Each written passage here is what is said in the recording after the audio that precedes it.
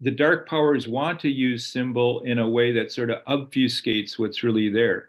Mm-hmm. Powers are always based, when they have a kind of a bent agenda, they have to have some kind of lie that's inherent to the way they're working in the symbolic world. Because true symbol is integrity between what's on the inside and what's on the outside. It's kind of the way I think about glory.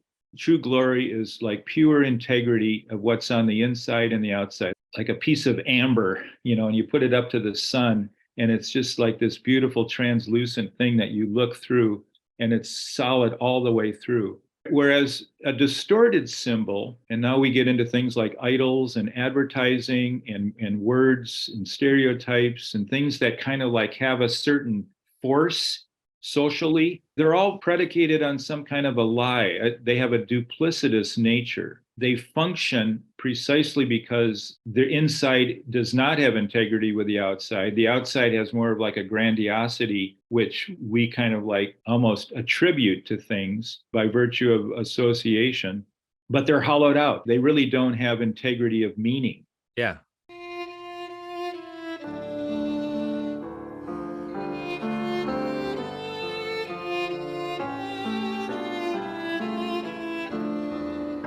This is Jonathan Pedro. Welcome to the Symbolic World.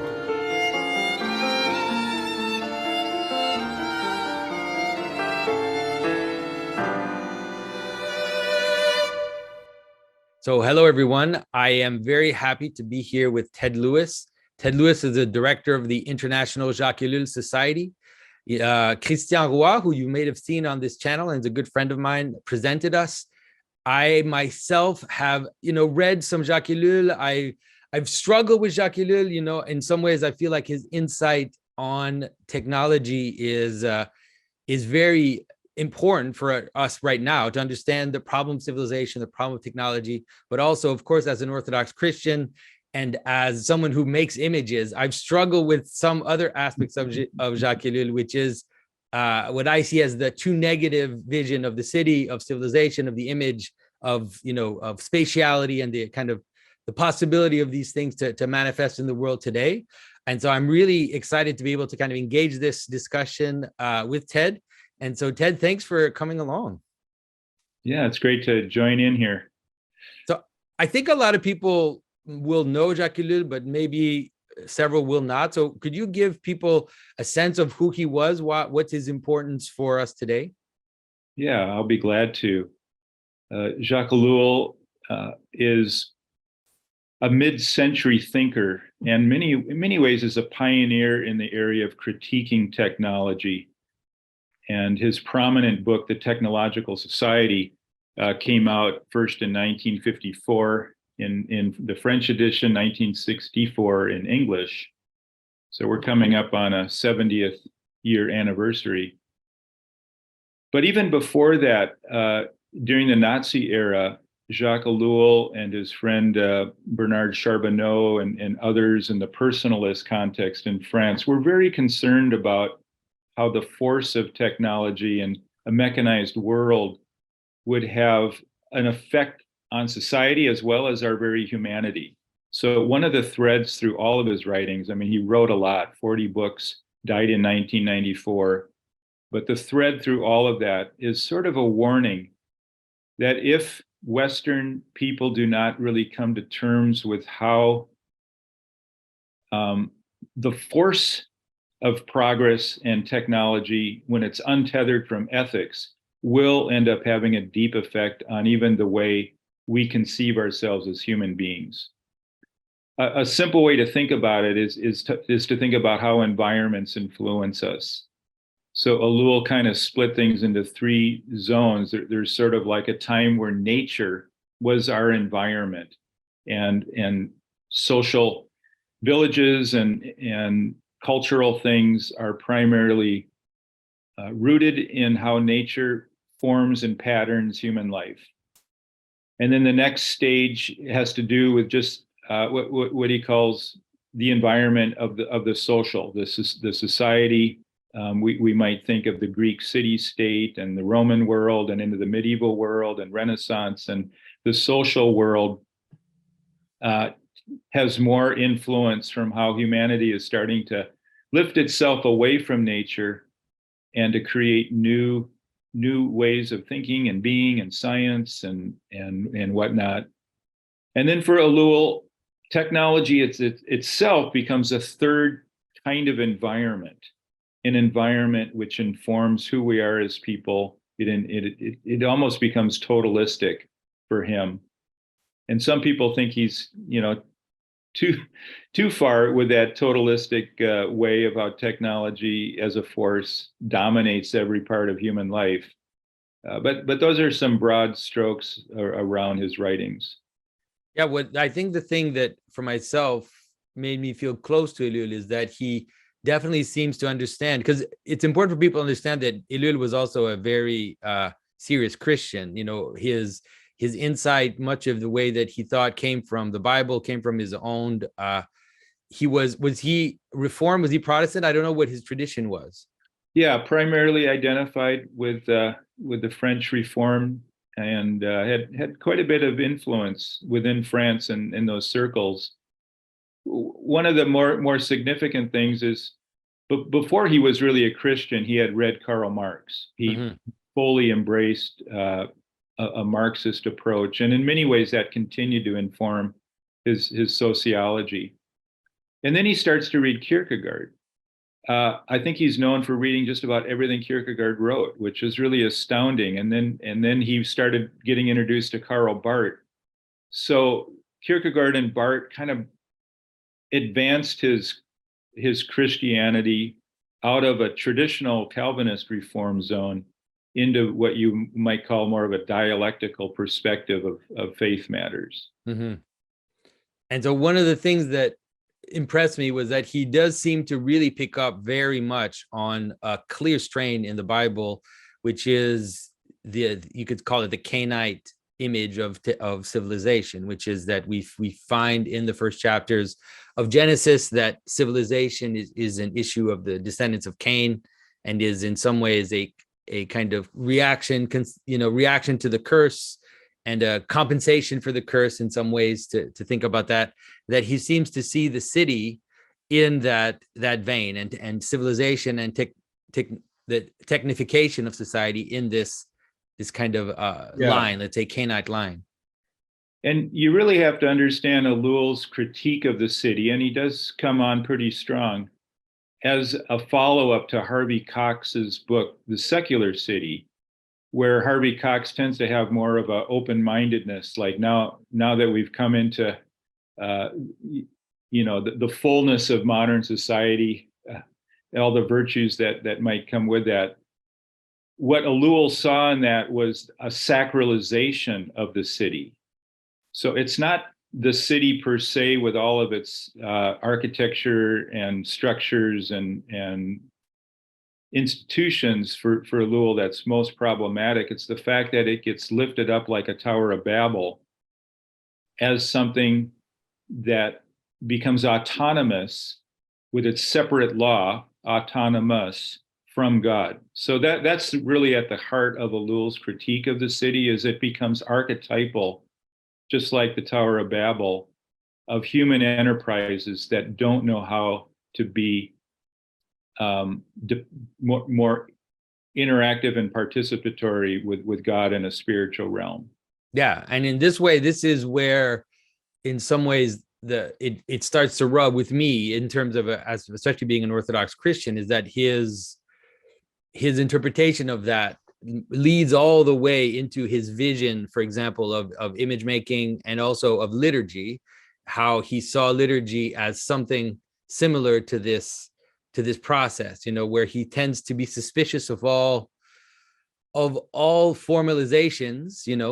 Any type of formalization seems to be suspicious and prone to becoming idols, and his approach seems to be a kind of desire to desacralize or demythologize, very much like Karl Barth, very much in that sense, where in some ways he sees Christianity as the ultimate desacralizer, you could say, that desacralizes everything. Do you think my understanding is right in that? I think it's fairly good. And you have to understand that Ellul once went to a Nazi rally. sometime in the later 30s. He was at one of those rallies, and he even admitted that he felt the pull, the magnetism, the group energy getting drawn into that. And so his reaction to ceremony and ritual and the use of arts ultimately has to be understood through the lens of how it can be used to manipulate society. Mm-hmm. Of course, he then writes Empire of the Nonsense, where he kind of feels like most modern art is itself sort of, dominated by a technological flow within the 20th century. So he doesn't have a whole lot of positive things to say about modern art. And so what is his view of, let's say, because there is an eschatological image of the city, right, in the book of Revelation. And so how does he, for himself, like, how does he reconcile those images together? Well, I'm glad you used the word reconcile, because that is a word he likes to use, where image and word come together in a fruitful way. So probably the most important book for this topic of his perspective on images and liturgy and all of that is The Humiliation of the Word. It happens to be one of my favorite books, and I was able to bring it back into print recently. And at the end of that book, he has a whole chapter called Reconciliation. And by that, he's talking about Jesus, Word of God, ultimate image of God, as reconciling word and image in a way that restores the balance of both. And then that has implications then for other aspects of Christian life. So even though he's very, very hard on image and he prizes word, I mean, the very title, The Humiliation of the Word, is sort of like grieving over the fact that we are an image-dominated society, image-saturated, and we prize more what we see rather than what we hear. And he goes into great depth about how the loss of our capacity to hear well affects our thinking, our way of relating to the spiritual realm and to God, and it kind of roots us much more in the here and now. So bringing back a restoration or reconciliation of word and image for him is the pathway modeled by Jesus to bring us into a better zone. Mm-hmm. And so one of the things that made me fascinated to talk about this is that recently, Christian gave me this wonderful edition of the Ellul Forum that deals in large part with the question of how Jacques Ellul talked about principalities and powers. This is, I think, something which is extremely relevant today, as we're noticing. One of the things that social media has done and the internet has done is that it has accelerated the question of the relationship between attention and the way in which social forces function. And what it has done is that made it possible for us, because it's accelerating it so much, it's helping even secular people see the types of agencies which take over and, act through people. And it's made it easier, at least what I've noticed, it made it easier for me to talk about this notion that there are types of agencies or principalities, powers, St. Paul uses different words to talk about these, that kind of, let's say, have a type of agency over human behavior. And this, in some ways, is one of the subjects that Ellul has treated, in a moment where it was in some ways very unpopular to talk about these types of subjects. So can you give us a sense of how he perceived these types of transpersonal agencies? Yeah, it's a big topic, and I have to be humble to say I'm still sort of unpacking his perspective and then what I think about it. He definitely felt and believed that there were real principalities and powers simply because the Bible treats them as real. And Marva Dawn is someone who did a fair amount of work with this topic. She did her whole dissertation on Ellul's view of the powers and principalities, and then wrote some other things about it. And she highlights that Ellul kind of hedged a little bit on what might be called the ontological being of powers when it comes to agency and personification, which, through Christian tradition, when we think of of powers is having volitional dimension. I would say he wasn't like fully there in his descriptions, as you'll find in other Christian writings, and yet for him they do have independent force beyond what you could just study empirically as a social scientist. Mm-hmm.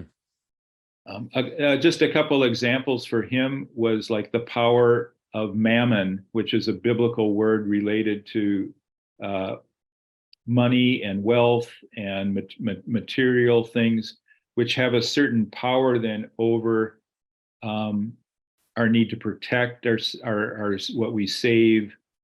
It's similar to the way we kind of think of a power over someone who has an addictive or a compulsive relation to what enslaves them. And Yeah. everyone who's in the recovery world kind of knows that these powers are way beyond what they themselves can control.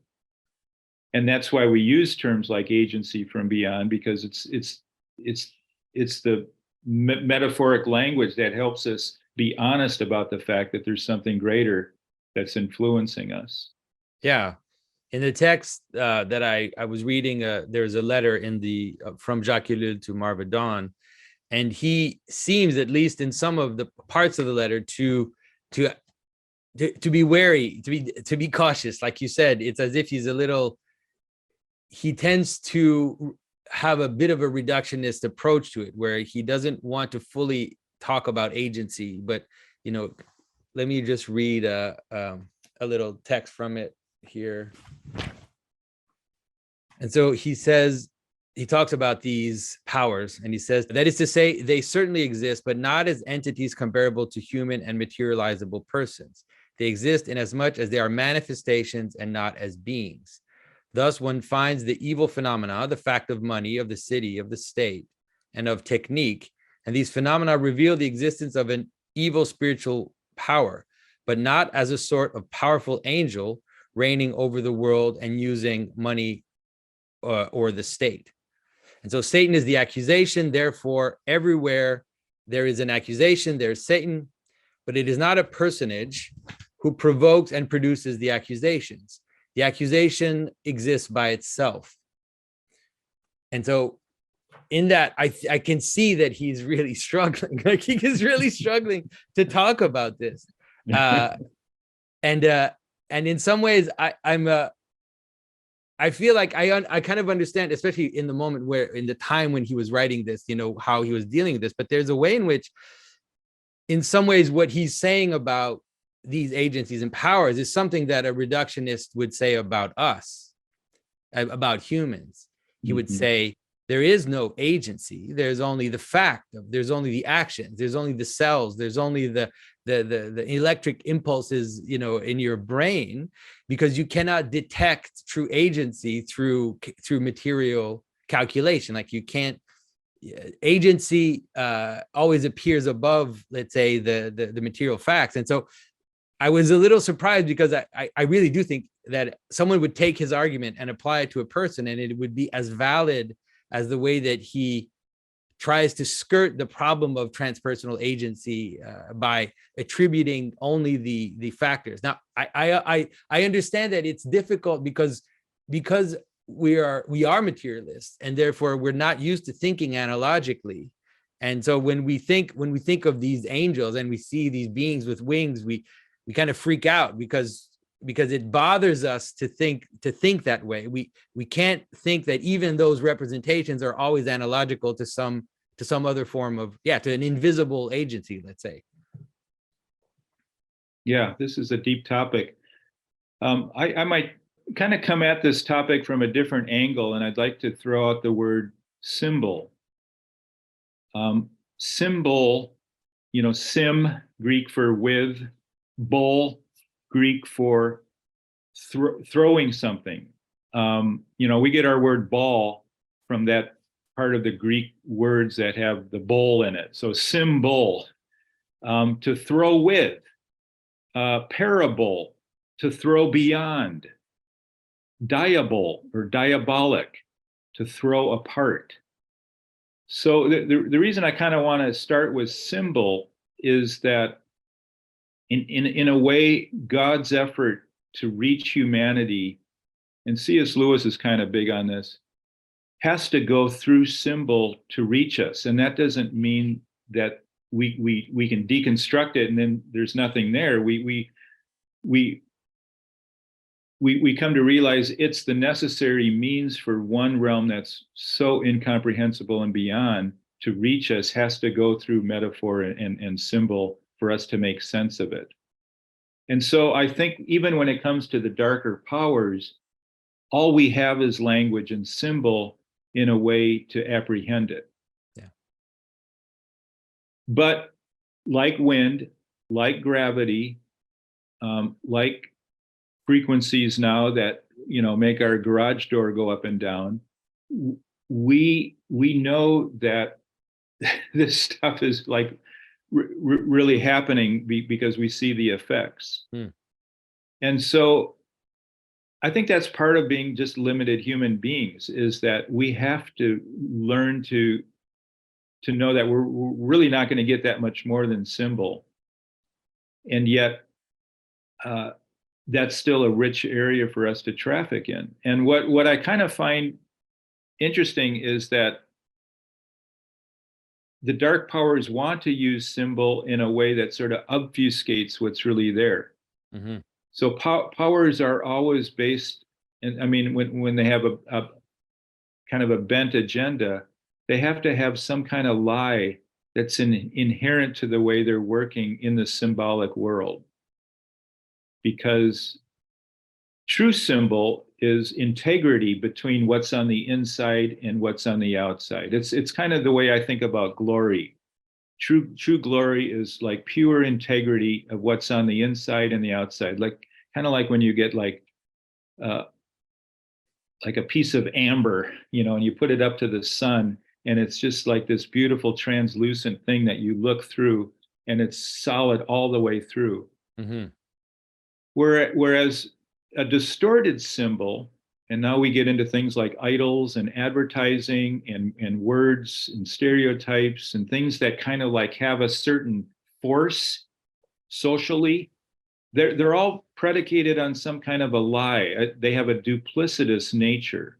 Yeah.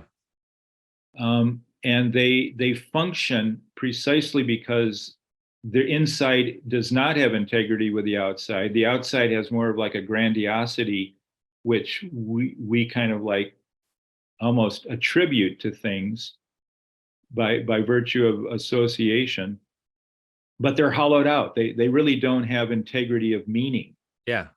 Would you say that because this I think would fit well with what Ellul says, which is that the lie in some ways is the autonomous existence of the thing itself. That is, the state presenting itself as the summit of authority, for example, that itself is the lie which forces the disjunction between let's say the outward appearance or the outward symbol and the interiority of what is symbolized. And so it forces, when a state believes that it is all powerful, like in the authoritarian states that we saw in the 20th century, it is forced to use a religious language which is not appropriate for itself in order to apply it to itself, because it is in some ways like the Tower of Babel taking up the place of God, we could say.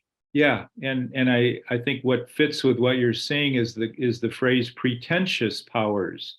One of Ellul's favorite verses right out of 2 Corinthians 10 has this phrase of pretentious powers, that we can deconstruct and bring captive to the lordship of Christ. And by pretentious, it means it has the appearance of being very powerful. This is what I call the outside manifestation of a power that presents well, like a state, like a nation, like a new car or whatever. But on the inside has some contradictions, what you're calling a lie. There's always an Achilles heel, on the inside of these duplicitous symbols, because they have to continually be propped up. Mm-hmm.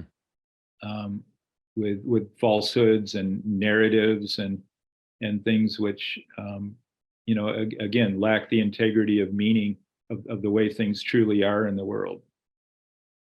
And so one of the ways that so this is, I think, in terms of Ellul, maybe I can phrase it this way, because I think it relates to what we're saying now, which is that Ellul seems to want to portray the negative in the sense that in some ways, right, the crucifixion of Christ, the humiliation of Christ, the capacity to embody weakness subverts the whole structure, right? And so in some ways it exposes the powers, right? And that in the same, similar to the way that René Girard talks about.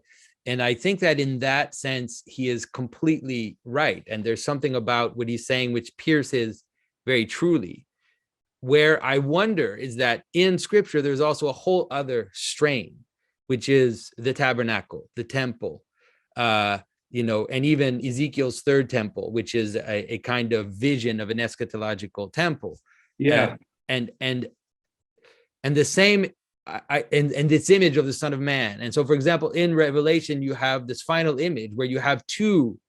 So even in the text I was reading, he was alluding to the Lamb and to the idea of the Lamb as this insane image, right? It's like, why the Lamb at the summit of the hierarchy, right? That's the subvertive image. But in the vision, it's actually two images, right? It's the Son of Man and the Lamb. So it's the king, judge, ruler, and the Lamb joined together. So there are these two strains in scripture. It can seem contradictory, but they're there, right? The vision of the tabernacle, or God asking Moses to build a tabernacle, is very much using tropes related to Cain. The Bezalel, the way that he's described as an artificer. The only other person called an artificer in scripture, I think, is Tubal-Cain. And so it's like there's this whole other strain, and that's the one that I see Ellul, let's say, ignore, which what I think would lead him to be something like a Christian anarchist. Like, it's as if all structure is dangerous in itself. So I don't know what you think of that. I'm kind of poking here, but I want to know what you think. Well, I'll kind of talk out loud, speaking more of my thinking than trying to represent Ellul here. Yeah, okay. But then I will come back to him. But if you think about René Girard's concept of sacrifice as having cultural rootage in the Hebrew tradition as well as the ancient Near East, and from his perspective, it slowly is it's evolving into a new perspective which upends the whole sacrificial system itself. It's like a counter narrative that involves nonviolence and forgiveness and relationality and upending.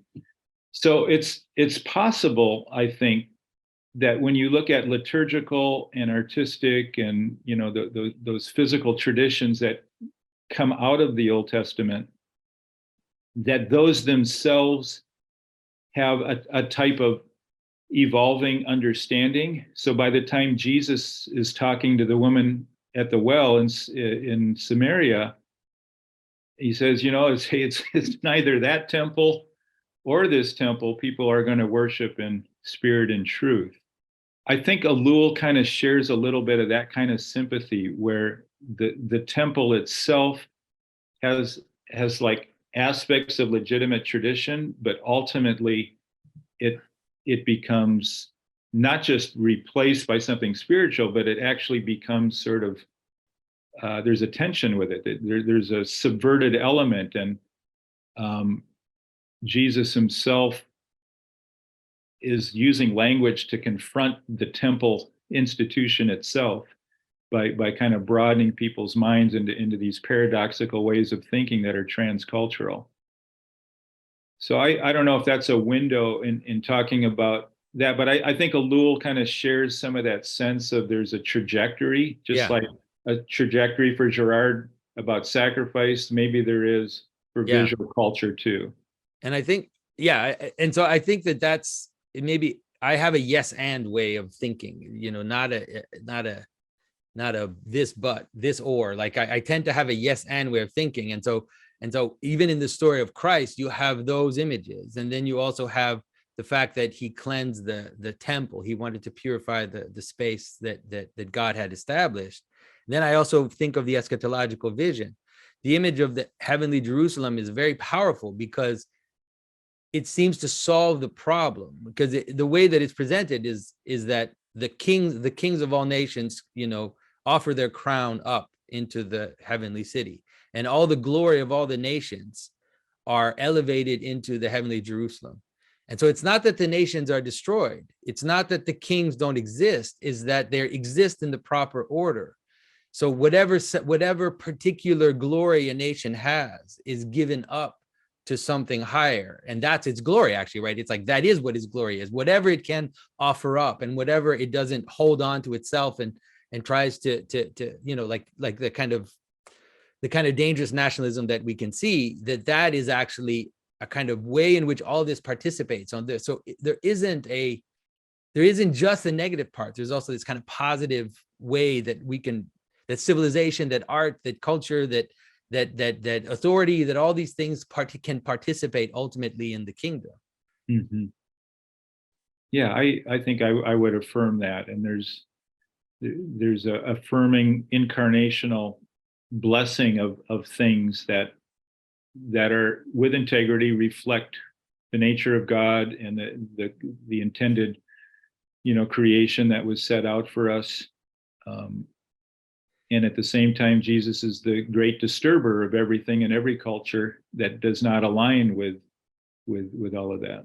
Yeah, that's kind of the way that I tend to see it myself. Yeah, so in terms of how do you feel that Ellul speaks now? Because we're seeing in some ways the radical acceleration of technification. Everybody's talking about AI right now. It's wild because it's as if now these principalities and powers are almost like appearing in front of us.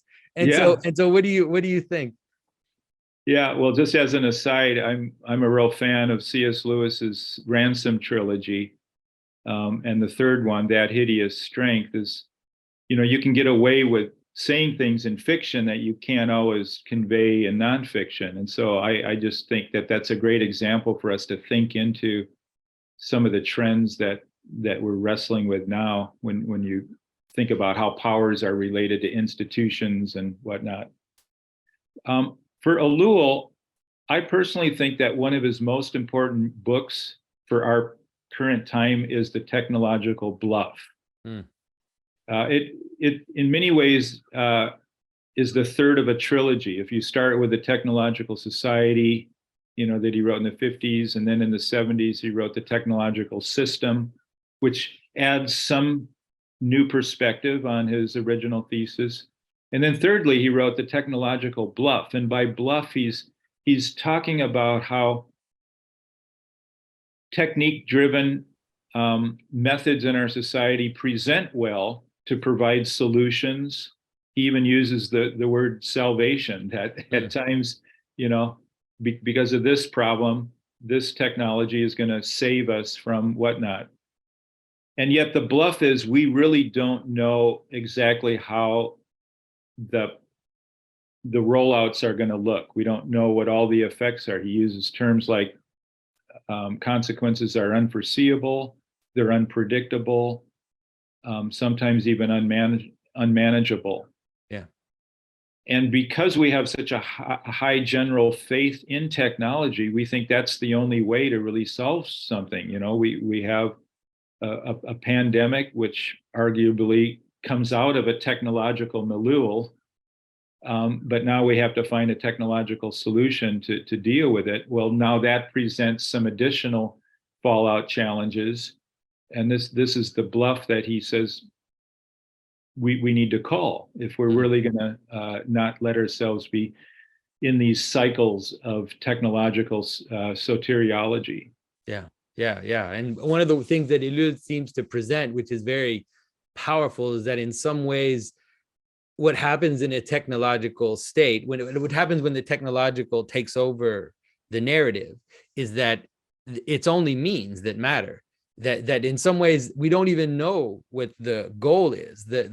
It's only the implementation of means, which seems to be the very purpose of society itself. And it's almost like you said, it's as if, and then the side effects of the implementation create new needs and new problems that have to be sorted out by the implementation of more and more efficient and technical means. And so it's like it makes you feel like you're moving and you're moving towards something, but there is no endpoint besides what? More technical, efficient things. Like, what is the purpose of all this? Where are we going? Right. Well, when we get away from healthy, sustainable systems that have give and take and balance and whatnot. Yeah, there's a sense in which we,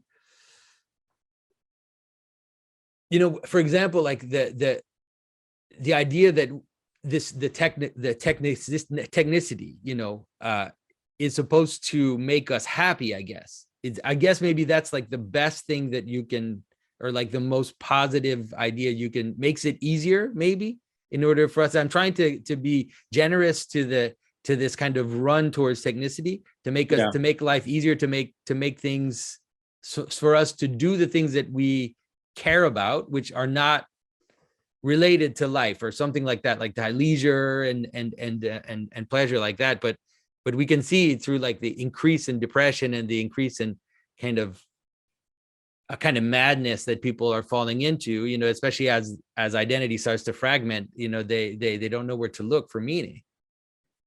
Yeah, and I think this aligns very well with C.S. Lewis's Abolition of Man. Yeah, another one of my favorites, because he, in the same way you're talking about means separated from ends, that fits well with what Lewis calls, agendas of progress being untethered from traditional ethics. Yeah, because ethics are ultimately about understanding our best ends, and then balancing ourselves in relation to those. They have a claim on society to create good ends.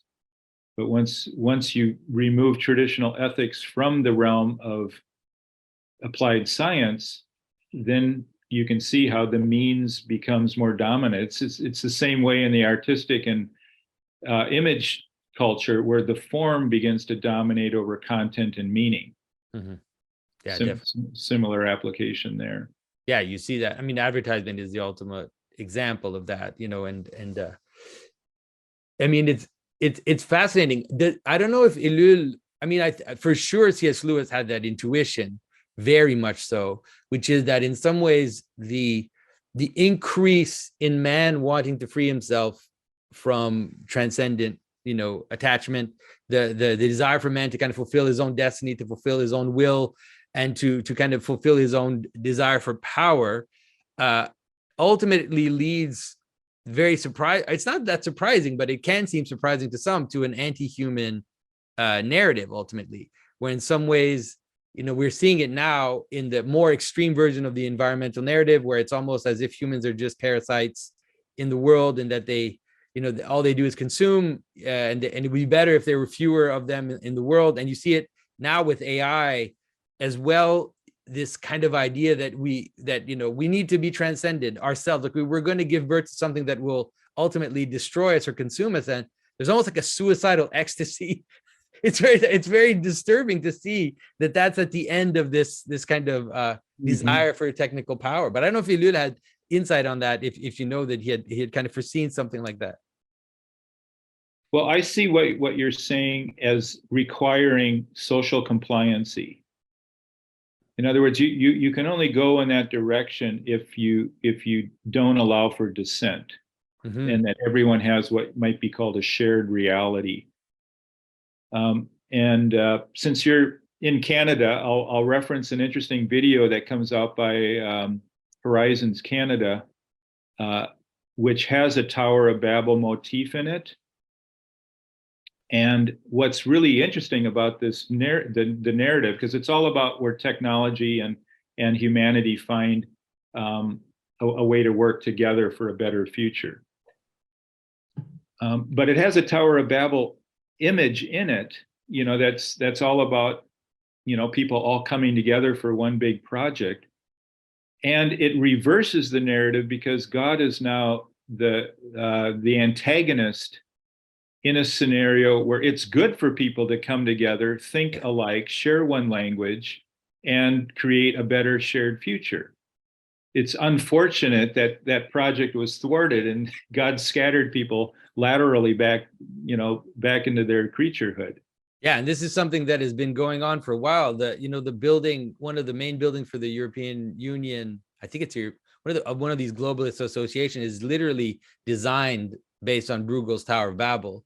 And when the European Union started to kind of meet, one of the posters they put out was a huge poster of Bruegel's Tower of Babel, and it was like, we're gonna finish the project. We're gonna finally do this. Right. And those 16th century artists, there's so many Babel painters. Many of them show the tower incomplete as a both social and theological statement. Yeah. Because the fact that it was not completed is itself a commentary on the the false efforts to try to build something independent of God. Yeah, and that's the right way to see it, is that to imagine that anything is complete is the sin in itself, right? Yeah. To imagine that anything can be self-contained and complete is the error of idolatry. So here's a nice way to bring our topic back to powers. And speaking of 16th century, did you know where the phrase hideous strength comes from? No, I don't know. It's a Tower of Babel phrase. Okay. David Lindsay, a poet from 1555, wrote about that hideous strength and the shadow that it casted 6 miles in length. Mm-hmm. And so this is Lewis, as a medieval and Renaissance scholar of literature, comes across this poem, recognizes this phrase hideous strength as about the archetypal force from the Babel project, and then uses that all through that hideous strength. And of course, the NICE, which is such a playful jester-like acronym, for the Institute of the Technocrats, because they're aspiring upward, to have, to build a utopian society. They poke through the heavens, so to speak, just like my hand's sort of poking above the box here. And without them knowing it, that opens up a portal for other benign celestial powers to come down to earth and to support the team that's fighting against the bad side. So they brought down on their heads their own demise. Yeah. This is a beautiful image to say that powers have a duplicitous nature, because on the outside, again, they present well with great force and everything, but on the inside, there's an insecurity and a lie and a contradiction, which means that they ultimately bear the seeds of their own destruction. Mm-hmm. Yeah, and I mean, I'm interested in knowing about this as well, because one of the things I haven't seen in Ellul also is a mention of angels. That is, there is a whole vision in scripture of the divine council. This is something that is becoming, I think, with good reason, more popular and talked about today. The idea that and the way that it was recuperated in Christian mysticism, right? For example, in Dionysius's divine hierarchy, he literally uses the words that St. Paul uses to describe what he's talking about in terms of negative influences that oppress us. He uses them to talk to them about them in terms of their positive, as levels of manifestation from the divine down into human. So thrones, powers, all these things are used by Dionysius to describe the way that God kind of descends into the world. And so has he talked about that, like the reality of angels, let's say, in the New Testament as well? I think he kind of hedged on that. You got to understand that he's starts out as a Marxist, and so his notion of power and force is like akin to the fetishism of commodities. Yeah. And so ultimately, when Ellul has interest in powers and principalities biblically, he's interested in their function, not their ontological being. Yeah. So he's not denying their existence, but I think this goes back to the symbol thing. He recognizes that everything is symbolic, whether it's the New Jerusalem or winged beings or whatever, as a way to help us grasp that there's something there that's additional to our, our human cultural realm. Yeah. But even in terms of functionality, if you think about St. John in the book of Revelation, when he addresses the angels of the cities, right? And so there's a sense in which, in that case, the angel of the city, right, or the principality of the city, is not seen in a negative way. It's just seen as, it's a kind of a place where the identity of the city comes together in its agency. And so I address this angel in a positive way, not in a negative way. Yeah.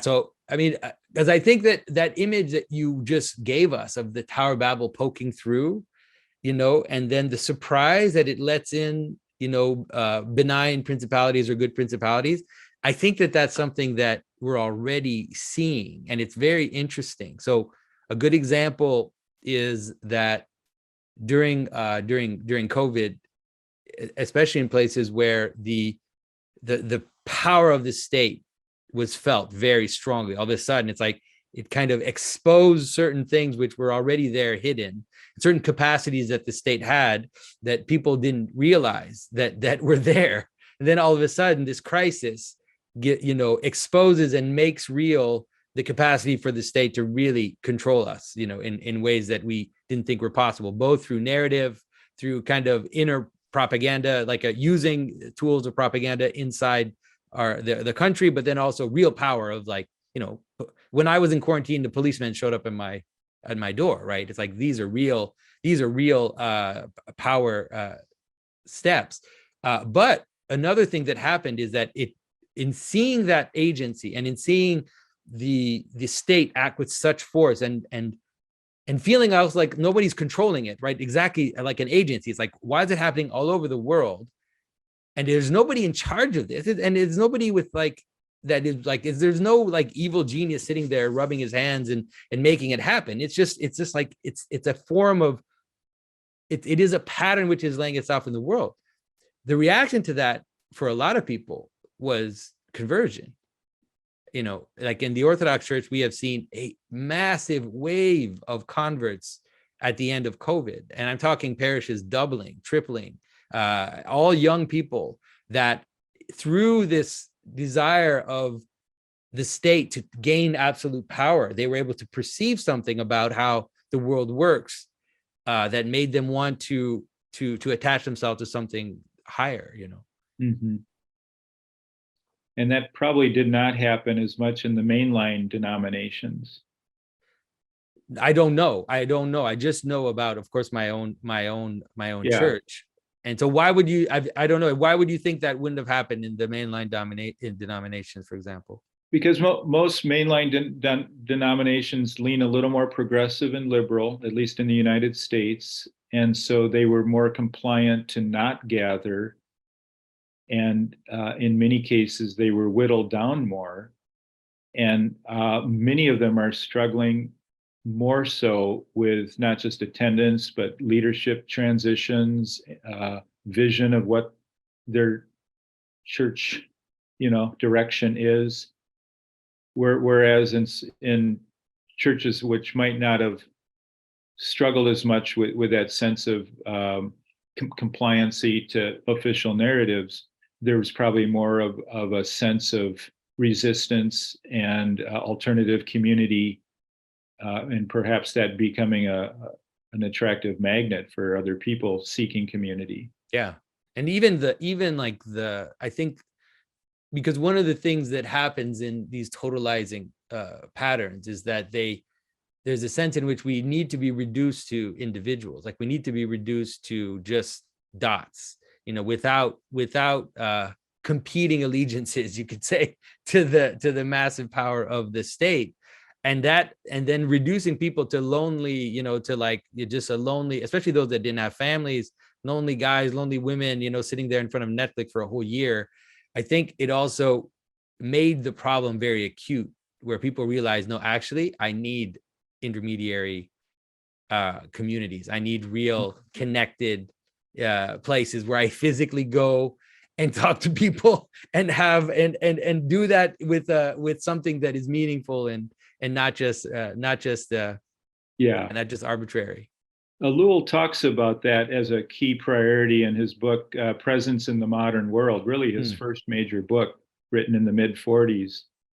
And in contrast to institutional systems that want to have a one-way communication to kind of control things, he talks about needing to be with neighbors, needing to have real conversations, prizing localism. And later, of course, his famous phrases, where dialogue ends, propaganda begins. So he had a pretty strong advocacy for those local, real life relationship dynamics as a way to kind of maintain a type of resistance in the world. Yeah. So maybe that's a good place to transition and let's move into the last question that I have for you is maybe you can tell people about your work and how you see what kind of solutions you see for modern people in this increasingly technified world and also increasing centralized authorities. How do you see people finding real life solutions for their lives and for their families, for the people around them? Mm-hmm. Yeah, it's a compelling question. And my primary work is in the field of restorative justice and conflict resolution for about 25 years. And it's a great calling. And, one of the things I've observed as a facilitator is that there's almost a paralysis of dialogue in our Western cultures. People just having more caution and reservation about having hard conversations with each other because they're not, maybe they're not sure how the other person is thinking or how they'll react. Or maybe they do know how the other person is thinking and they're afraid that it'll cause a rift in the friendship. So whether it's red-blue issues or pandemic issues or race issues or cultural correctness issues, whatever it is, we're experiencing a type of paralysis that's deadening healthy dialogue on so many levels, whether it's family and interpersonal or friends or coworkers. I mean, I know university teachers that feel more afraid to just freely say things or choose things within their curriculum because they feel like there's eyes watching them, not just from above, but students who will say, I didn't feel safe when that content was presented without warning.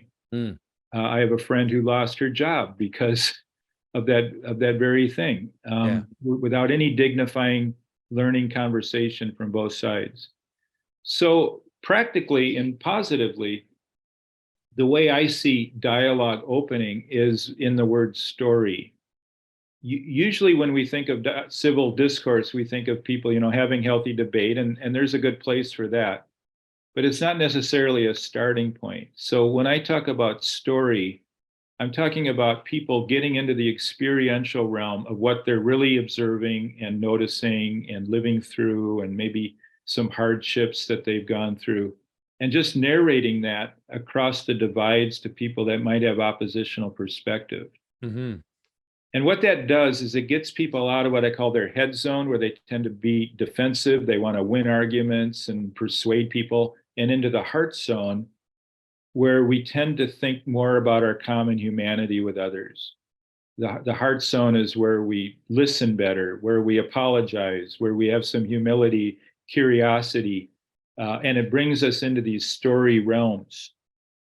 So that's a big part of what I do in my workshops now with different groups is I'll talk about what are skills and structures that help conversations shift away from head zones into the heart zones where there's kind of a bonding potential. And that doesn't mean everything just stays in kind of this feeling story zone. It actually creates a foundation for people with differing views to then come back into the head zones and have more capacity and more trust to really have iron sharpen iron at that point.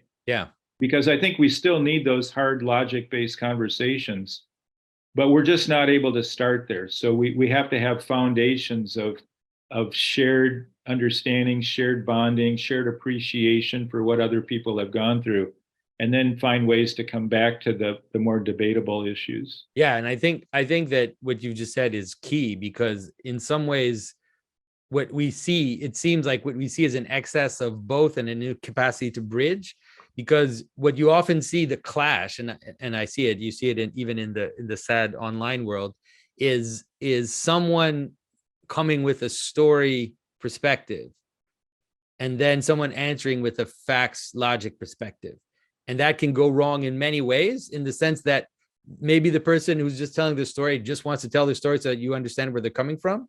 Mm-hmm. Sometimes the person telling their story confuses the spaces, so they think that their story is an argument for the head place, and then there's a misalignment.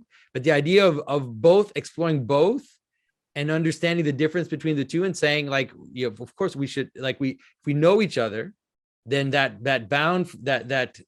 basic place for trust is set. And then we can, like you said, then we can talk about the difficult issues in terms of how reasonable things are, and what makes sense in terms of what we're doing. Mm-hmm. So that, no, I think that seems like a great approach. Mm-hmm. Well, Ted, thank you so much for this conversation. You know, I appreciate that you went there with me, because as you saw, like, my relationship with Ellul is like a 50-50 relationship, and that's maybe why in some ways I haven't talked about him so much on my channel. But I think for people watching, it's a good place to leap into Ellul, especially as someone who had very deep insight into all the problems we're dealing with now, in terms of technification, and also in terms of state powers becoming all powerful, and how as Christians we can deal with that. So thanks a lot for your time.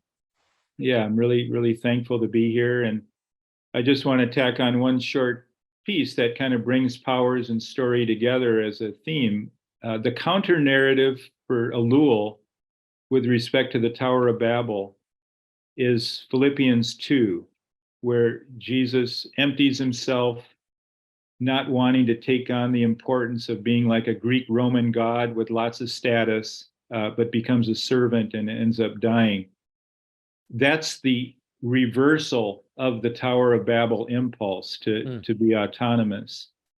And I think that incarnational story, and Ellul talks about this as a juxtaposition numerous times in his writings, validates the whole notion that we live in a real world, we live in a messy world, we live in a visual world.